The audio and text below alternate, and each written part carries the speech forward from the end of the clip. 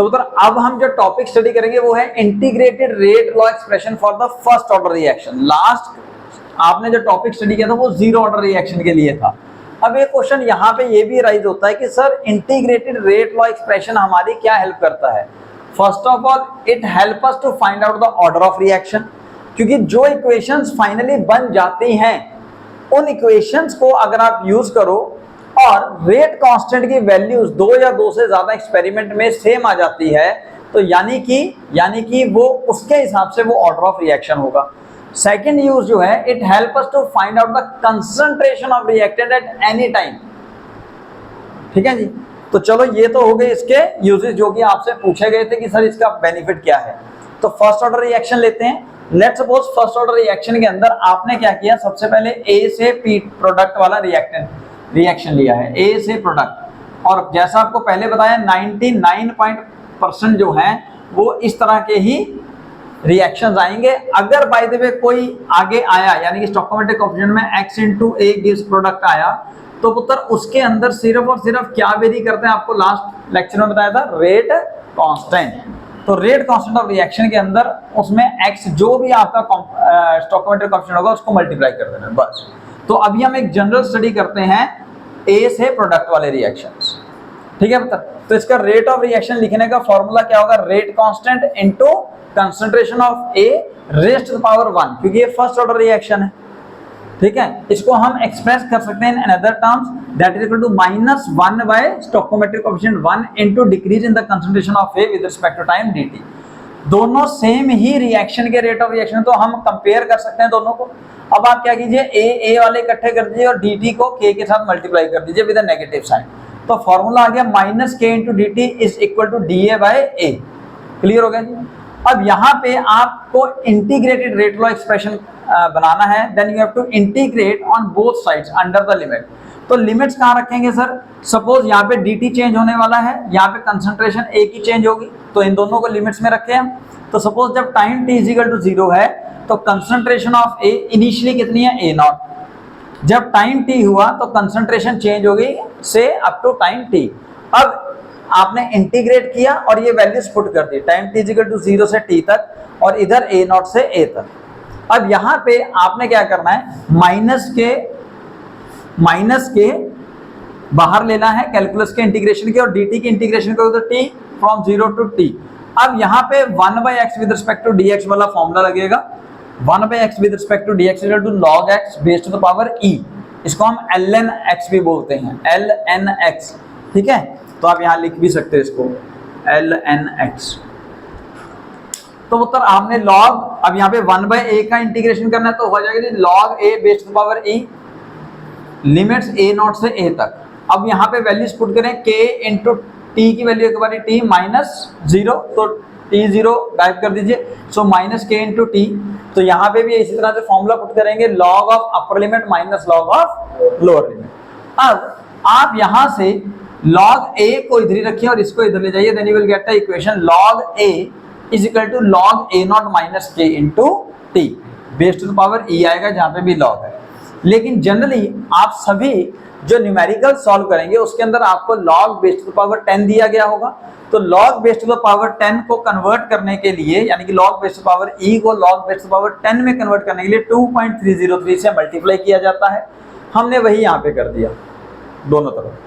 उसके बाद 2.303 कॉमन लिया, कॉमन लेके हमारे पास फाइनल इक्वेशन बन गई log a is equal to log a0 minus k into t upon 2.303। ये जो है this is called integrated rate law expression, और इसकी मदद से ही हम ग्राफ ड्रॉ करेंगे पुत्र। इन दोनों में हम ग्राफ ड्रॉ करेंगे, थोड़ी देर में देखेंगे, लेकिन आप यहाँ पे पहले रेट कांस्टेंट का फॉर्मूला निकाल सकते हैं। So rate constant k into T इधर ले आइए, log a उधर ले जाएगा, तो formula log a0 minus a equal to kt upon 2.303। Again by the theorem of log x minus log y is equal to log x upon y। तो यहाँ पे भी पुत्र x क्या है, a0, y क्या है, a, तो फॉर्मूला आ जाएगा k is equal to 2.303 into log of a0 upon a into a0 upon a। This is a very important formula, यही मैक्सिमम क्वेश्चंस में यूज होगा जब आप न्यूमेरिकल सॉल्व करेंगे, तो इसको आप लर्न कीजिए बाय हार्ट। तो पुत्र अब जो फॉर्मूलाज 3 बने थे वो हमने यहाँ पे लिख लिया। Log A not base power E is equal to minus के into T log A base power ई।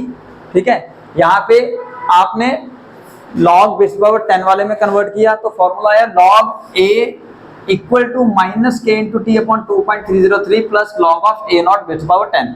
आप कहोगे सर आगे पीछे क्यों किया? क्योंकि हमें ये कंपेयर करना है with the equation y is equal to mx plus c से। रीजन सर, अगर आप log a और टाइम t के बीच में ग्राफ ड्रॉ करोगे तो यानी कि y में आपने log a ले लिया और x एक्सिस के अलॉन्ग आपने टाइम t लिया है। अब अगर पावर्स 1 1 है तो यानी कि ये स्ट्रेट लाइन ग्राफ बनेंगे। स्ट्रेट लाइन ग्राफ के लिए हमारे पास ये इक्वेशन है, इसको कंपेयर करना है।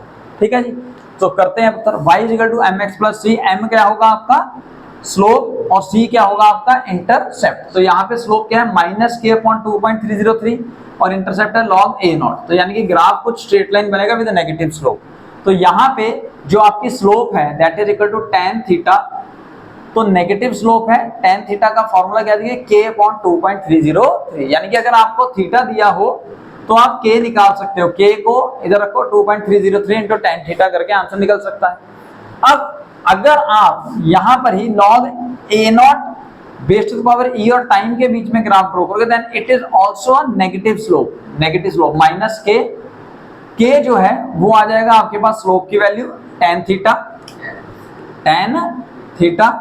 ठीक है, और इंटरसेप्ट होगा इस बार log a not base to the power e, log a not base to the power e। ठीक है पुत्र, अब हम एक इसका एक्सपोनेंशियल फॉर्म बनाते हैं। सपोज इसी इक्वेशन को दोबारा लिखते हैं, log a not a minus log of a not is equal to minus K T upon 2.303, ये वाली यहाँ पे बेस ऑफ 10 लिखिएगा। जहां पे अगर एक्सपोनेंशियल e नहीं लिखा हुआ है तो इसका मतलब बेस वहां पे 10 नहीं होती है। अब आप log हटाना चाहो अगर तो आपको एंटी लॉग लेना पड़ेगा। तो एंटी लॉग लोगे तो फॉर्मूला आएगा a upon a not is equal to e raised power minus k into T upon 2.303 is your exponential. तो a का फॉर्मूला आ गया a not into e minus k into T upon 2.303। So this is named as exponential form. Exponential form for first order reaction. Clear हो गया पता? अब इसमें आप ग्राफ ड्रॉ करना चाहते हो between concentration a and time t। Concentration a and time t, तो आप देखेंगे कंसंट्रेशन a जो है वो टाइम t पे प्रोपोर्शनल है, लेकिन एक्सपोनेंशियली। कैसे डिपेंड करती है? एक्सपोनेंशियली। फॉर्मूले से पता लग रहा है। तो एक्सपोनेंशियली का ग्राफ कुछ ऐसा बनेगा, लेकिन फिर भी हम देख लेते हैं कैसे। जब time t is equal to 0 तो a की इनिशियल कंसंट्रेशन a नॉट, और जब time t is equal to infinite होगा तो यहाँ पे इनफाइनाइट की वैल्यू पुट करोगे, k into infinite, infinite divided by something is again infinite and e raised पर infinite is 1। Sorry, e raised पर इनफाइनाइट इज 0। e रेस्ट पर infinite is 0। e raised पर 0 1 होगा ना। e रेस्ट पर infinite is 0। 0 को a not से multiply करोगे 0 हो जाएगा। तो यानी कि a की कंसंट्रेशन 0 कब होगी? जब टाइम इनफाइनाइट होगा। तो आप ग्राफ ड्रॉ करोगे तो कुछ हद तक इस तरीके का ग्राफ आएगा जब आप ग्राफ ड्रॉ करोगे between a and time t for first order reaction. Very important graphs exams में आते ही आते हैं। तो पुत्र हाफ लाइफ पीरियड क्या होता है? हाफ लाइफ पीरियड अगर आप कैलकुलेट करोगे for first order reaction, it means यहाँ पे रिएक्शन कंप्लीट हो जाएगा ऑलमोस्ट 50%, यानी कि कंसंट्रेशन इनिशियल के मुकाबले हाफ बचेगी। तो आप फॉर्मूला लगाएंगे यही वाला k is equal to 2.303 divided by t into log of a not upon a। तो t निकालने पे सभी t इधर ले जाओ, k नीचे ले आओ। सो t half is equal to 2.303 divided by k into log of a not upon, अब a की जगह वैल्यू पुट करोगे a नॉट बाय 2, 2 ऊपर चला जाएगा, a नॉट कट जाएगा। अब ये जैसा आपको मैंने पहले कहा, अगर कुछ ना लिखा हो तो इसका मतलब log बेस टू पावर 10 है, और log 2 की वैल्यू पुत्र 0.3010, ये दी भी होती है, अदरवाइज आप याद करने तो ज्यादा बेटर होगा। तो log t half is equal to 2.303 into log 2 upon k। log 2 की वैल्यू है 0.3010। अब इन दोनों को मल्टीप्लाई करोगे तो आंसर आएगा 0.693। सो t हाफ का आंसर आ गया 0.693 डिवाइडेड बाय k।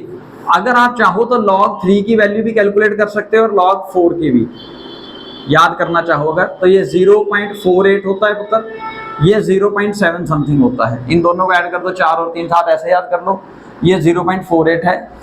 log 2 0.30, ये 3 से अगला 0.48, ये दोनों को ऐड करके log 4 की वैल्यू 0.7। तो जस्ट ट्रिक्स हैं, अगर आप डायरेक्टली याद कर लो तो अच्छा है, ये न्यूमेरिकल्स में आएंगे तो आप यूज कर पाओगे। log की वैल्यू पुत्र सॉरी log 2 का वैल्यू 0.3010 है, log 3 0.48 and log 4 is twice of log 2 होगा, यानी कि 0.60 समथिंग, और log 5 की वैल्यू है वो log 2 और log 3 को ऐड करके हम कैलकुलेट कर सकते हैं, that is 0.7। First order reaction के लिए पुत्र अगर आपको मीन एवरेज लाइफ पीरियड निकालना है, यानी कि रिएक्शन ऑलमोस्ट कंप्लीट हो जाएगा 100%, तो यानी कि कंसंट्रेशन ऑफ ए कितनी हो जाएगी 0। तो कंसंट्रेशन ऑफ ए अगर 0 है तो फॉर्मूला अगेन पुट करें, T = 2.303 divide by K into log of A0 upon 0, A0 upon 0 infinite, log infinite, infinite infinite को मल्टीप्लाई करके तो इनफाइनाइट, यानी कि average half life first order reaction की हम कैलकुलेट नहीं कर सकते, दैट इज इनफाइनाइट। तो पुत्र अगर आपको टाइम पीरियड निकालना हो for the completion of 75% of the first order reaction, तो आप कैलकुलेट करेंगे 75% का मतलब हो गया 3/4 कंज्यूम हो गया है और 1/4% बच गया। तो हमने सेम फॉर्मूला लगाया, T 75% is equal to 2.303 divide by K into log of A0 upon A। A0 के हिसाब से A की वैल्यू आएगी A0/4, तो वो आपने वैल्यू पुट करी, A0 कट गया, नीचे से 4 ऊपर चला गया, 4 को आप क्या 2 का स्क्वायर लिख सकते हो, अगर 2 का स्क्वायर लगोगे तो log की यहाँ पे थ्योरम लगेगी 2 आगे और log 2 पीछे, वो आगे लिखा हुआ है। तो अगर आप इस 2 को इंडिविजुअल को आगे ले आओ तो 2.303 into log 2 upon K क्या था सर T हाफ, जिसकी वैल्यू थी 0.693 डिवाइड बाय K। तो इस हिसाब से T 75% is equal to twice of T half for first order reaction. Zero order reaction में tau था, यानी कि एवरेज हाफ लाइफ था ट्वाइस ऑफ T हाफ, ठीक है जी। वहां पे फॉर्मूला A0 upon 2K, यहाँ पे formula 0.693 divided by K, please ध्यान रखें।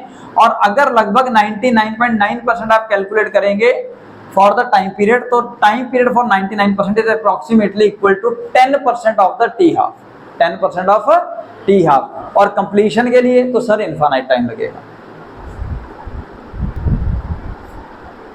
अब उत्तर आपको स्टडी करने कुछ एग्जांपल्स फर्स्ट ऑर्डर रिएक्शन के। सबसे पहले दो जो एग्जांपल है they are most important example, decomposition of nitrogen pentaoxide and hydrogen peroxide H2O2।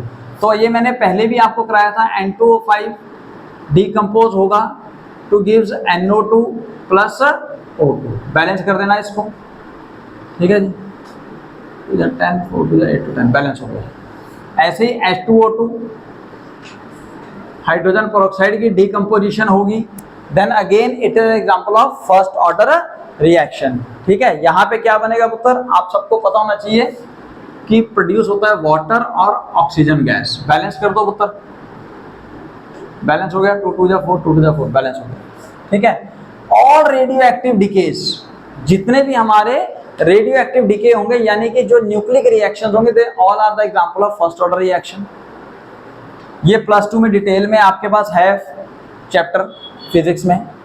Inversion of cane sugar, cane sugar क्या पुत्र, C12H22O11। जब ये डिकम्पोज होता है ये देता है हमें ग्लूकोज और फ्रक्टोज, फॉर्मूला सेम है, लेकिन आपको शायद पता हो कि शुगर केन में, केन शुगर जो है ये डेक्स्ट्रो रोटेटरी कंपाउंड है, डेक्स्ट्रो रोटेटरी कंपाउंड है, और जो ग्लूकोज है ये भी डेक्स्ट्रो रोटेटरी है, लेकिन जो फ्रक्टोज बनता है ये लीवो रोटेटरी बनता है, और ये मैक्सिमम बनता है, मोर बनता है इन द रिएक्शन, इसलिए यहाँ पे केन शुगर की इन्वर्जन हो जाती है। So this is example of first order reaction. Hydrolysis of ester, ester suppose कोई भी एस्टर ले लीजिए, CH3 COOO C2H5, ठीक है पुत्र। अब जब आप इसकी एसिडिक हाइड्रोलिसिस करोगे, यानी कि वाटर में इसको हाइड्रोलाइज करवाओगे in the presence of acid, तो ये प्रोवाइड करवाएंगे आपको एक एसिड और साथ में एक अल्कोहल। सो ये स्टेरिफिकेशन है, इसका रिवर्स अगर आपको याद हो, और यहाँ पे हाइड्रोलिसिस कर दी है in the presence of N acid, तो आपने एसिड H पॉजिटिव आयन के प्रेजेंस में क्या किया, हाइड्रोलिसिस, यानी कि वाटर को ऐड कराया, जिसकी वजह से वाटर टूटेगा H पॉजिटिव और OH नेगेटिव आयन, एक को H एक को OH देगा, resulting to form alcohol and carboxylic acid. So this reaction is an example of first order reaction. इसके बेस्ड अब आप न्यूमेरिकल्स जितने हैं उतने करेंगे और धीरे धीरे करके इनको अच्छे से समझ लेंगे.